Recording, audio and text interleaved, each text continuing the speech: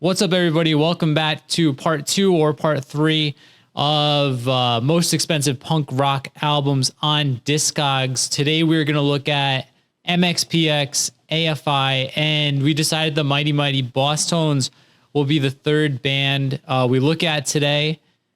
Dylan, it is still Saturday morning. We're doing them back to back. Any thoughts since the 2 minutes have passed since we wrapped up episode 2 or 1? Ready to go back to sleep for a few hours here. All right, so let's go through this quick. I've got, for some reason, when I sold off the majority of my vinyl collection in 2013, I kept all my MXPX stuff aside from a couple. So I'm curious to see where the pricing is on that. The first few we have on here is all the box set, which both of us own. Dylan, how's your box set aging? Mine's getting pretty frayed along the edges. It's just like sitting in the closet, and every time I look at it, it looks like older than it was before. How's yours holding up? I really dislike the material they use for the box. It's like cloth. Yeah. And it showed up and it was damaged. And I emailed them, and Mike's wife, Michelle, does their mail order. And she was like, okay, I'll put you on the list for replacement boxes. Nothing ever happened. Yeah. And I mean, it's not like horrible, but for, what was it, $350? Yeah, it was $350. I was pretty disappointed, but I get it. Like, the way that box sets work like that is they come pre-packaged in a box, and there's no padding in it. I don't know if you remember, but it just came in this form-fitting cardboard box, and it was like the thinnest fucking cardboard possible. So it comes like that straight from the plant. They don't do anything. They just slap a label on it. But yeah, it's frayed along one of the edges, and then it gets like dirty looking. Yeah, like that's how mine looks. Mine's just like in the closet with the rest of my records. And it is aging like 10 times faster than every other album I have. So yeah. I thought about putting it in like a sleeve or something, like finding some type of plastic sleeve to put it in. Just because I'm like OCD about my records. Like, I like to keep them in good condition. And yeah, it's just annoying. You can even see in the release page, like even the picture on there, it looks kind of fucked up. All scuffed up. It's like suede almost. I don't know. It's weird. It looks like this hasn't like gone up in price at all. You could still get it for the original price. Which is retaining its value though. Yeah. I was pretty disappointed with this box set, to be honest with you. Dude, that book sucks. The book in there is there's like what, 10 pages, and it's like this hardcover book. I didn't really care about the book at all. What I was annoyed by was the center labels are all the same. I was under the impression that the center labels were going to be recreations of the original pressings, but they're all just this plain label, and they don't have the period specific MXPX labels on it. Like, they weren't using that MXPX logo. That's like the Secret Weapon font. Yeah, but they have it on all the records, like on like Life in General and stuff. I don't know. That's not what I was expecting. I do like the cards, the lyric inserts they had with like the stories about like the time they were recording the album or whatever. I think that's cool. Mm-hmm. But I think they could have done a lot more with that. And they've repressed. Yeah, they repressed them all, right? Most of them I've seen up on their web store. Life in General, Buffalo, and The Ever Passing Moment. They've done those, and I bought those because I'm sick in the head. I like those pressings, the color variants and stuff, more than what was in this box set. Yeah. They have like splatters and stuff. Like, they just got more creative, and the center labels are better on those. Ranting aside, we also got a Buffalo here. I'm surprised the value hasn't gone down on this, because usually when records get repressed, the original pressings will dip a bit. But this one, the cheapest I'm seeing is $200 on this, so this is holding its value pretty good. I'm willing to bet that 200 is about what this sells for typically. That's crazy. Historically, Danbury, Connecticut too. I used to go to the Danbury Mall a lot when I was younger. I've mentioned it before. My very first album I ever bought was Life in General on vinyl from Interpunk. I ordered it inadvertently in like 1999 or so, and that's what kind of kickstarted my vinyl collecting. I did own Buffalo at one point, but these I don't own anymore. But at one point I had all the records, and they were like dirt cheap if you bought them back in the day. I had Ever Passing Moment, but it had the corner clipped. I might still have that one. But what else are you seeing here, Dylan, other than tons and tons of box sets? the box sets rule the roost. Yeah. Here's the Life in General I was talking about on white vinyl. I think this has gone down a bit. There's only one for sale. Looks like 200's the highest it's sold for. But yeah, for a while this was the only way you could get Life in General. Until the repressings. Here's one, The Life in Quarantine. This is another one that kind of haunts me that I didn't buy it. I was kind of railing against MXPX's records for a bit because they were doing like $50 for like a double LP and stuff, and that kind of rubbed me the wrong way. But this sold out like instantly, so I should have bought it, honestly. I don't buy records as an investment very often, but something like this, like, I should have bought it. I kind of kicked myself for that. The album art's cool. Yeah, it is really cool. I like that I don't remember the name of the artist they use, but I think the guy's been with them for a while now. I like that they have like a lot of continuity between their recent releases with the Pocanatcha Punk. Mm-hmm. They got a bunch of Pocanatchas. This is a reissue, and I think from what I recall, like the band kind of didn't authorize this completely because Tooth and Nail just owns the rights to this, and they were not super happy about this getting reissued. Left Coast Live, that's another one I wish I bought. I bought the more recent live record, the Southbound to San Antonio. I don't know if I've ever seen this one. The Left Coast. Oh, it looks just like Let It Happen. You mean or at the show? At the show. Yeah, at the show. It does. I like it. Pirates Press. Oh, that's cool. I don't know if I've seen that one. Another Life in Quarantine. Let's Rock CD. Oh yeah, Let's Rock. What? Like the CD. Okay. Yeah, that guy misplaced a decimal point, I think. The Teenage Politics, I haven't seen these before. These are original pressings. This one I still have. I'm almost certain. I have this, and I have the cover one on the cover on double, like I think it's a double 10-inch on white vinyl. Yeah. What else? I'm surprised by all the Ever Passing Moments. I actually didn't know that was on vinyl before the recent reissue. Yeah, this is the one I had, but yeah, it had the corner clipped. Yeah, the promotion copy.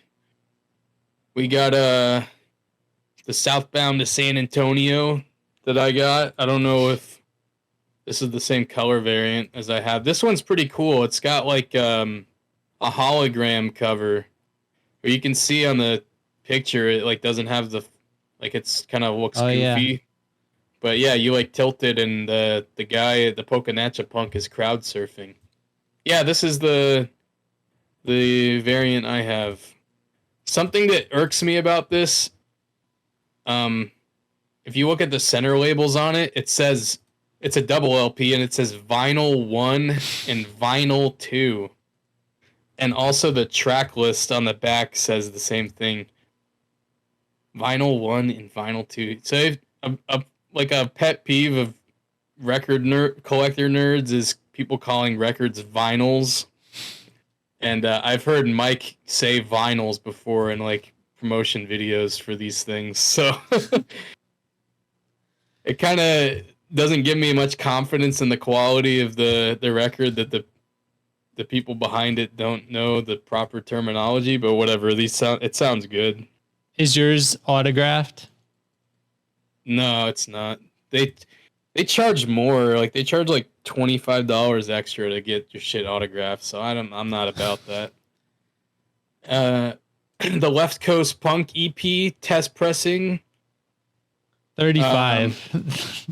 I think there's pressings of this that are less than 35. We've talked about that are not test press. Like the Halloween one was like 25, right? I think it was 100. I don't remember. I sold mine. I'm pretty sure I have out of 25 of this that is not a test press. They did have the random color pressing and the mixed color or whatever. And I know some people who collected variants of that, but that's like very fruitless. I did. I'm going to pause and I'm going to get mine. Give me 1 second because I have multiple of this I want to see actually.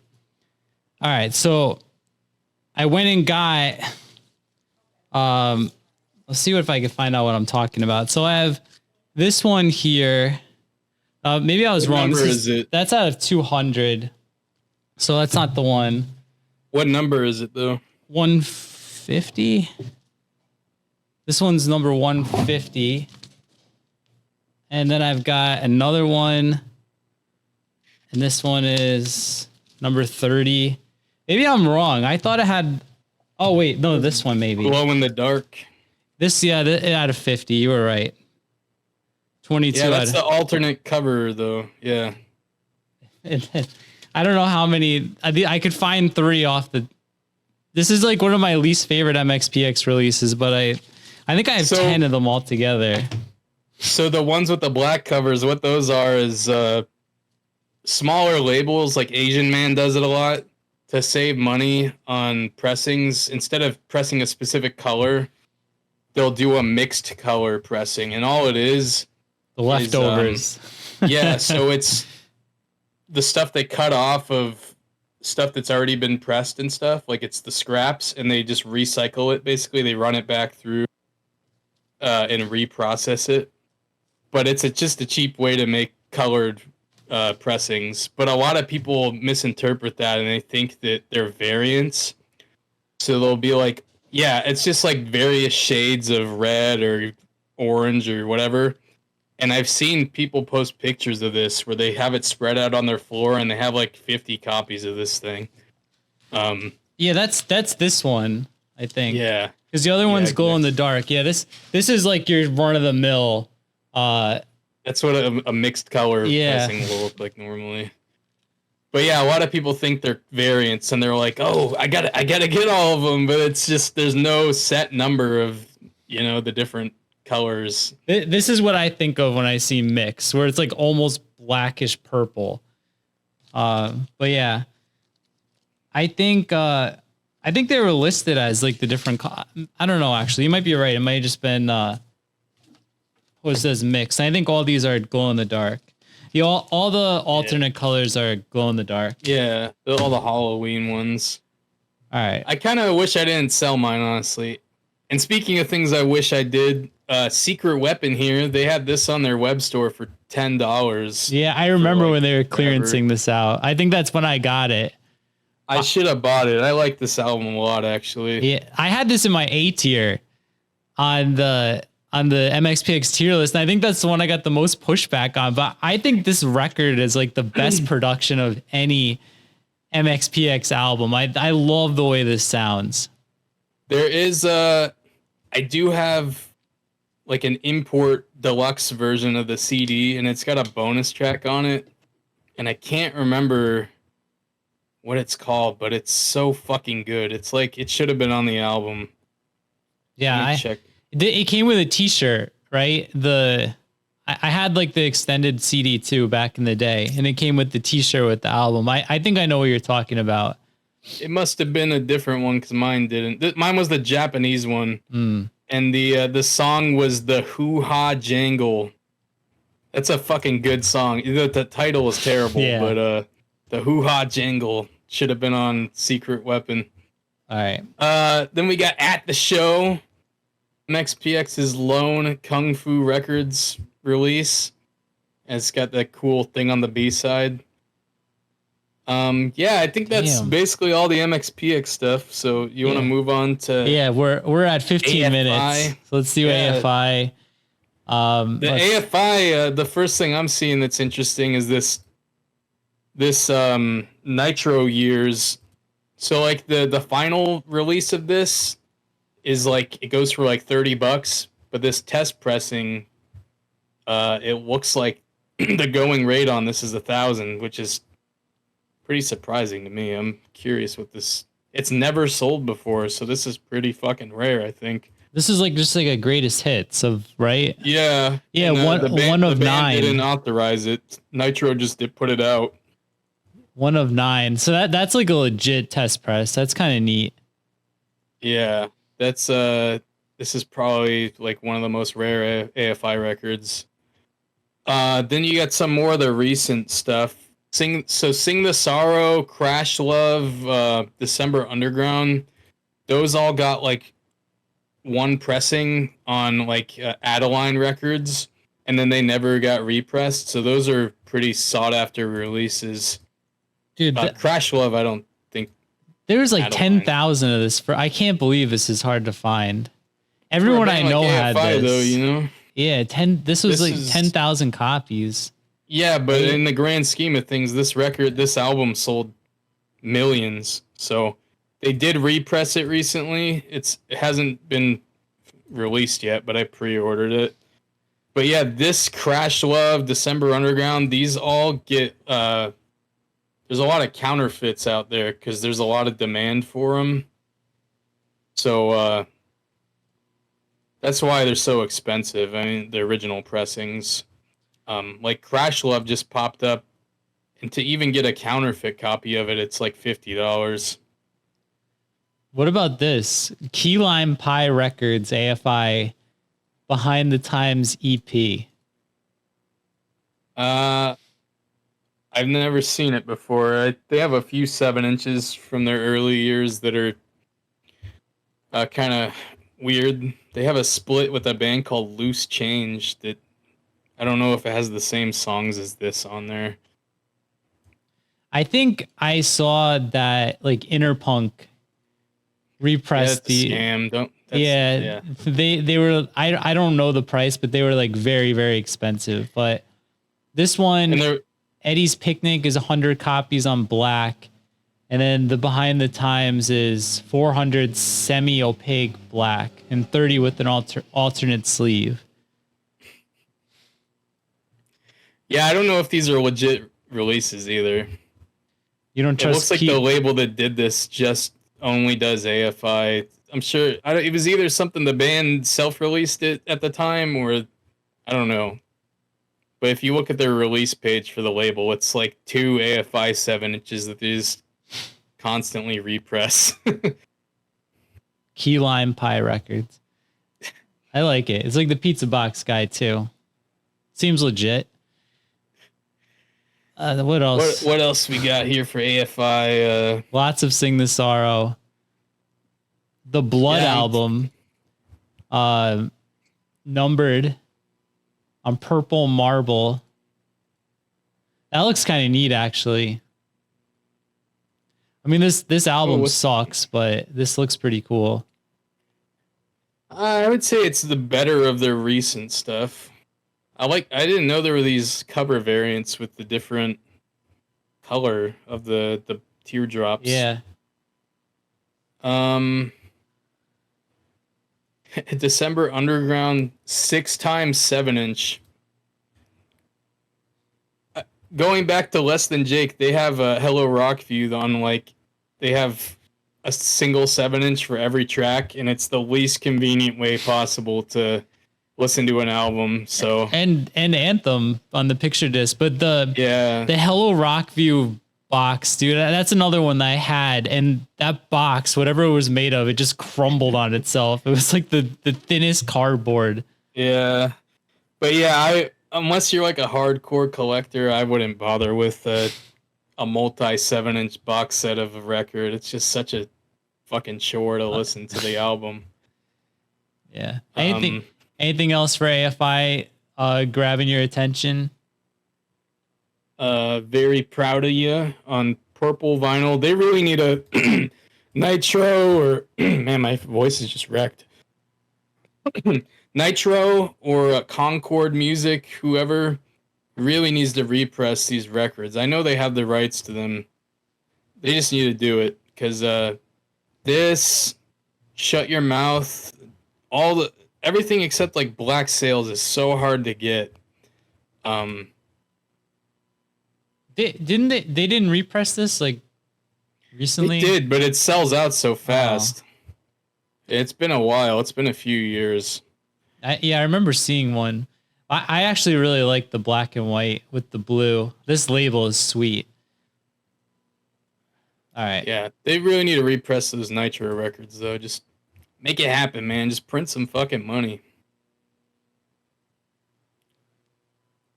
All right. Yeah, this looks like pretty good stepping off point for AFI here.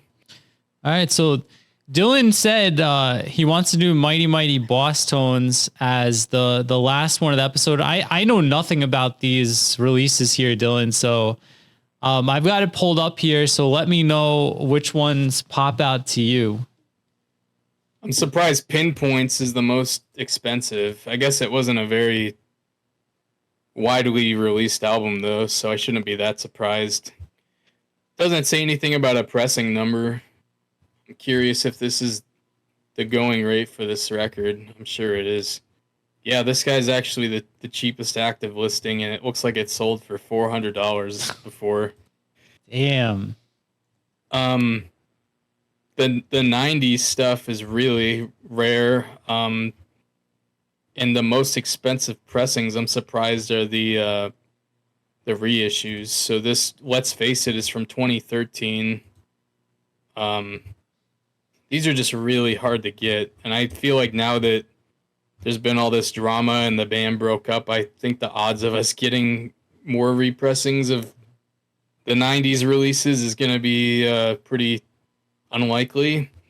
But yeah, let's face it, this pressing starts at $370. Yeah, so this is only out of 100, the black and white split. Yeah, they did these really limited runs on these.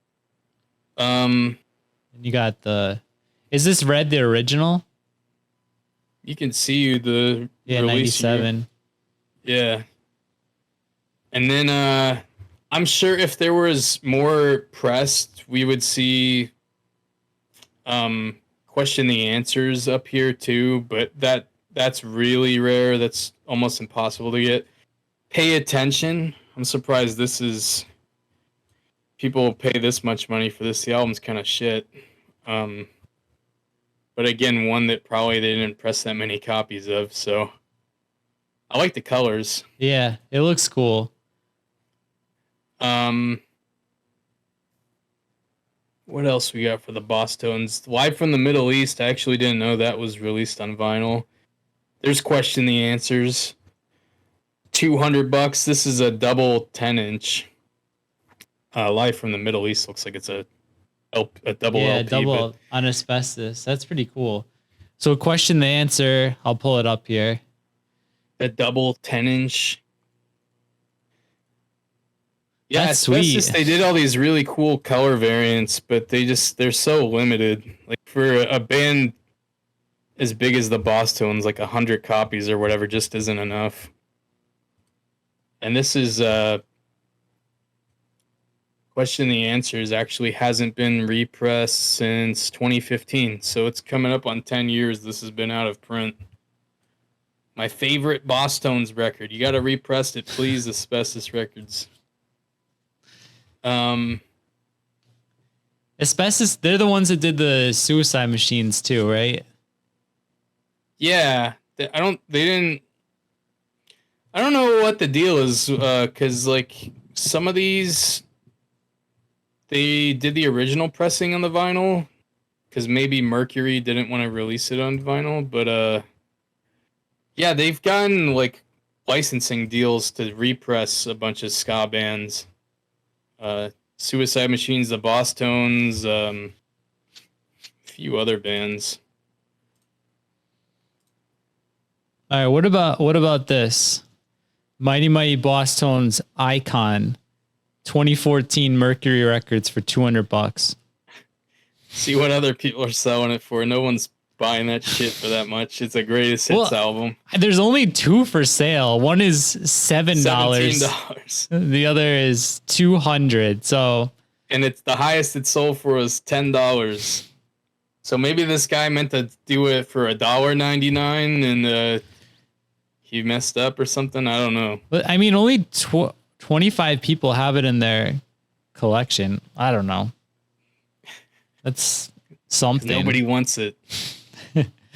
What else? Surprised by the amount of newer stuff I'm seeing. Mm-hmm. Like I saw the Magic of Youth and While We're at It and the most recent album. And I'm also seeing this Don't Worry Desmond Decker 7-inch. I didn't know that existed.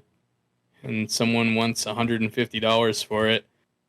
I'm also seeing the Digimon movie soundtrack a lot. That was on Less Than Jake's page too. Yeah, Less Than Jake has All My Best Friends Are Metalheads. I don't know. I've never watched the Digimon movie, but I don't know how All My Best Friends Are Metalheads could tie into that unless they just used an instrumental part from it or something. It's got show off on you. That Spill is a great song. It's decent album. Well, I want to see what this normally goes for. I guess this is an expensive CD. What a Digimon fans. I did want to see.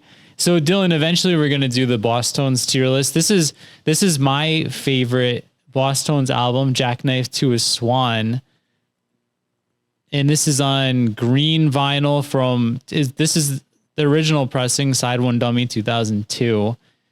Do you know if this has had any represses? Let's consult Discogs here. Oh, it got repressed this year. I didn't hear about that. When did that happen?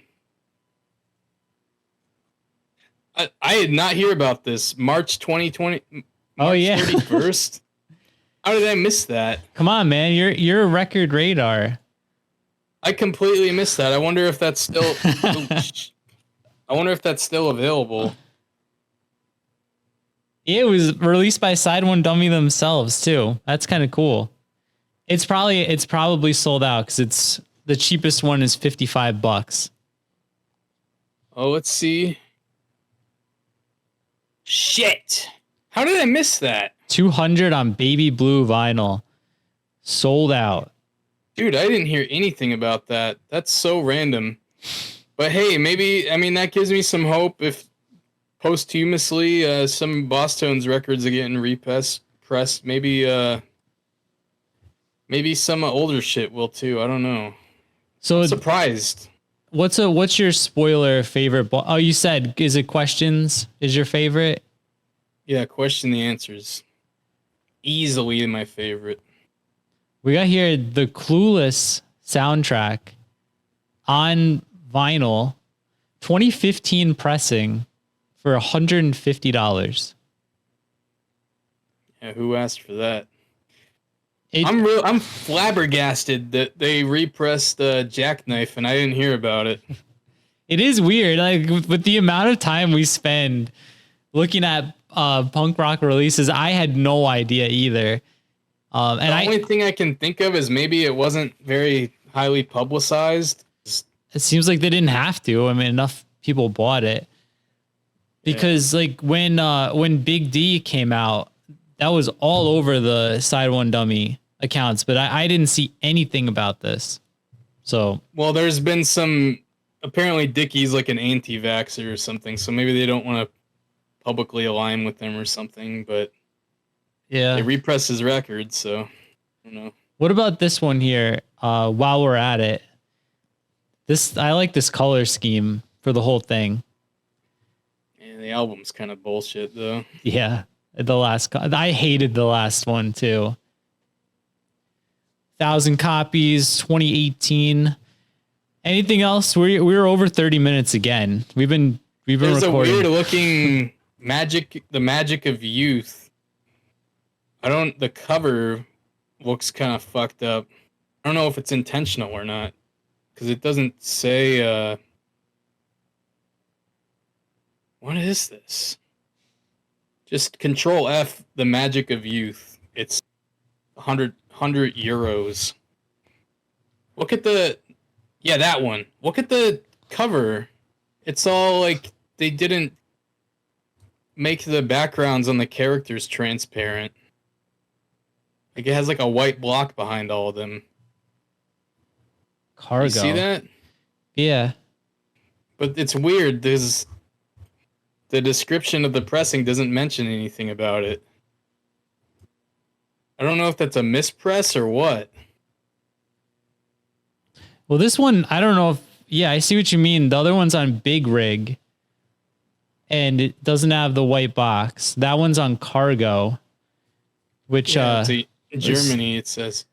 I didn't know that Cargo put out anything other than those Blink-182 albums, but yeah. I think it's just a distributor for. Yeah.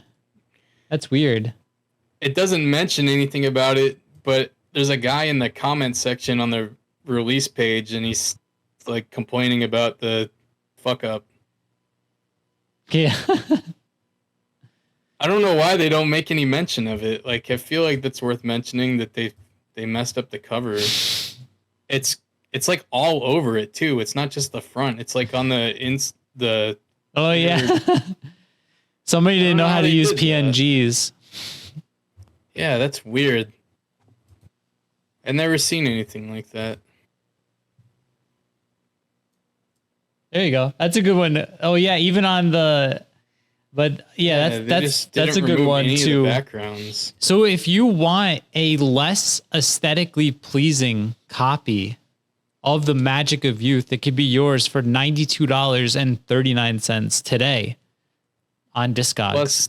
Plus 32 euros shipping. If Dylan doesn't buy it before this video goes live. But yeah, Dylan, anything else or do you want to wrap up here? We are at 32 minutes and 30 seconds. Let's wrap it up. Somebody buy this Bosstones record for me. All right, so that's going to do it for part 3. If you stuck with us this whole time while we just kind of talked and scrolled through a website, thank you. Waffled. Leave a thumbs up. Make sure you are subscribed. All that stuff. Dylan, can we expect a record radar this week so everyone can stay up to date on the latest new punk rock and reissue vinyl albums? Of course, I'm going to spend all day tomorrow toiling away on the record radar. All right, so that's going to do it, guys. Thanks again for watching, and we will see you next time.